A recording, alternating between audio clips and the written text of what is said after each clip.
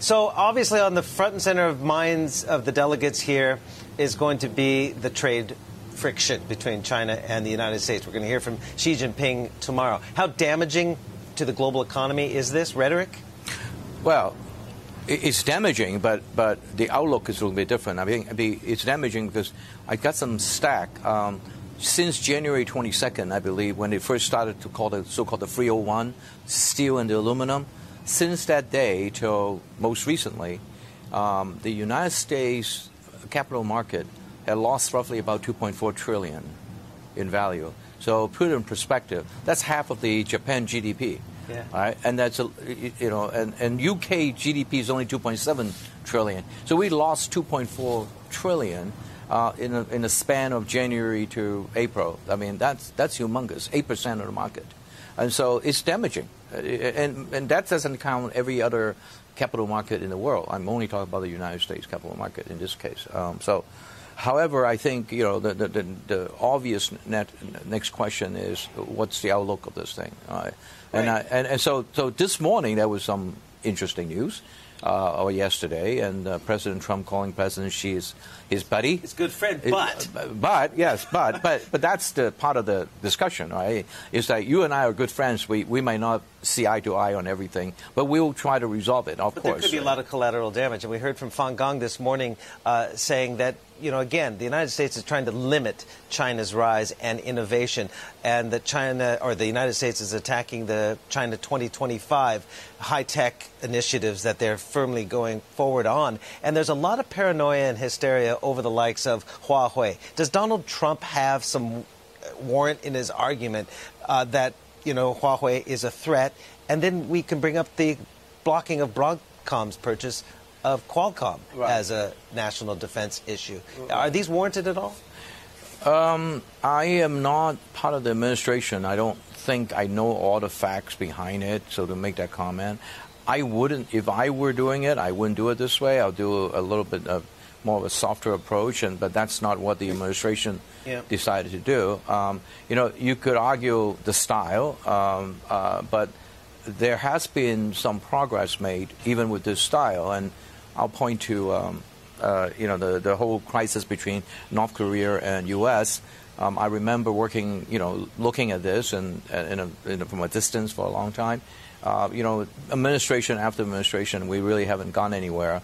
90 days ago, when I was in Hong Kong, I thought there would be a sure thing. There's going to war break out any moment now, right? And look at what happened here. So I would say that, as again, I don't like the approach and the style, but that's not for me to say whether I like it or not. Whether it's warranted or not, I don't know. But I'm hoping that each of these statements is a opening for negotiation, for a different order, so to speak. And I'm an optimist. I believe that's the case. Are you doing more business with the Chinese than ever before? Because I know you did sell the handset business to TCL Communications. Also, you have a new partnership with Baidu in autonomous vehicles. Yeah. Tell me where that is right now, because they have the Apollo program that they have many different partners. How close to the center of it are you? Okay. So first of all, I did not sell my business, handset business to TCL. I simply licensed technology to them, so them to make phones, because because I have other licensees around the world. Right. But regarding Baidu, the Apollo program, we're very proud to be the partners, and we provide the safety operating systems. So how center is as center as it gets.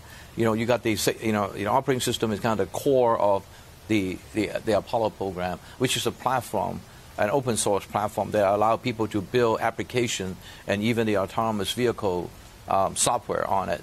So it's very core.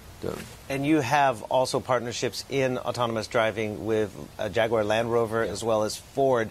What does this Uber crash and the aftermath of that, does that set autonomous driving back, or does it push it forward in some odd way? It's interesting. First of all, you never want to benefit or at least tout the benefit from a tragedy. And it's not the right thing to do, But on the other hand, this is part of the process. I think it's a wake-up call that our technology still needs a lot of work.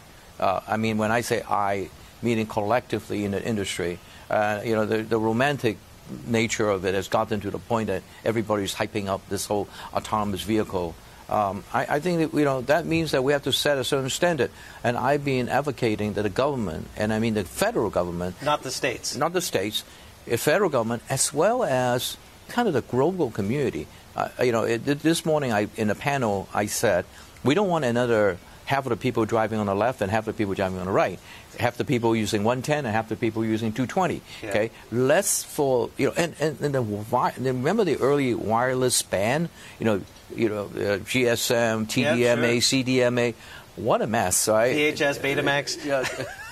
I'm old. Right, yeah, that's right. That's 8-track and no. Right. So anyway, the point is, it's an opportunity for the global community to come together and set a certain standard of security, because an autonomous vehicle that doesn't have enough security could be used as a weapon. Yeah. So we got to be very careful on that. It could be hacked. It could be used as a weapon.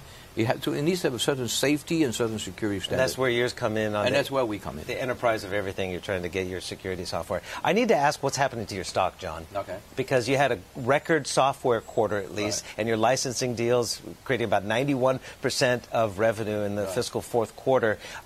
You beat expectations. The stock's down 20% since those results in just two weeks. What's going on? Well, if I know the answer to that question, I will be a stock broker rather than doing my job. Yeah, but the shareholders want to know from you. What's going on? I don't know yet. And I think it might be our stock have been performing extremely well. In the last 12 months, before the drop, it was like almost double every day, last 12 months. Yeah. It could be, and I don't know this, it could be one of the funds that decided to take the profit. It could very well be that. It could be that, and it got caught up, by the way, for the tech. Remember the few days the tech got beat up, the fan stock got beat pretty bad.